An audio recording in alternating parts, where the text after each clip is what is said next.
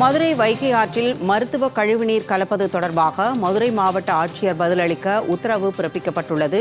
மதுரை அரசு ராஜாஜி மருத்துவமனையில் இருந்து வெளியேற்றப்படும் கழிவுநீர் வைகை ஆற்றில் கலப்பதை தடுக்க கோரி இந்த வழக்கு தொடரப்பட்டுள்ளது. மதுரை வைகை ஆற்றில் மருத்துவ கழிவுநீர் கலப்பது தொடர்பாக மதுரை மாவட்ட ஆட்சியர் பதிலளிக்க உத்தரவு பிறப்பிக்கப்பட்டுள்ளது. மதுரை அரசு ராஜாஜி மருத்துவமனையில் இருந்து வெளியேற்றப்படும் கழிவுநீர் வைகை ஆற்றில் கலப்பதை தடுக்க கோரி இந்த வழக்கு தொடரப்பட்டுள்ளது.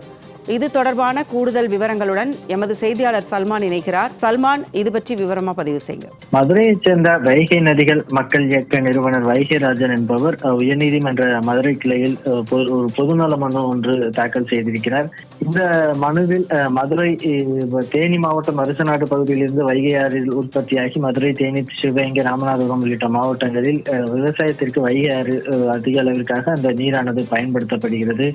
இதேபோன்று மதுரை மாநகராட்சிக்குட்பட்ட பகுதிகளில் குடிநீர் ஆதாரமாகவும் பயன்படுத்தப்படுகிறது. இந்த நிலையில்தான் மதுரை அரசு ராஜாஜி மருத்துவமனையில் உள்ள நோயாளிகளுக்கு பயன்படுத்தக்கூடிய பல்வேறு அறுவை சிகிச்சை மற்றும் உயர்தர மருத்துவங்கள் தொடர்பான அந்த மருத்துவ கழிவு நீரை எந்த விதமான சுத்திகரிப்பும் இல்லாமல் மதுரை மாநகராட்சி, மதுரை மாநகர் ஆழ்வார்புரம் பகுதியில் உள்ள வைகை ஆற்றில் நேரடியாகவே குழாய் மூலம் கலக்க வைக்கிறார்கள்.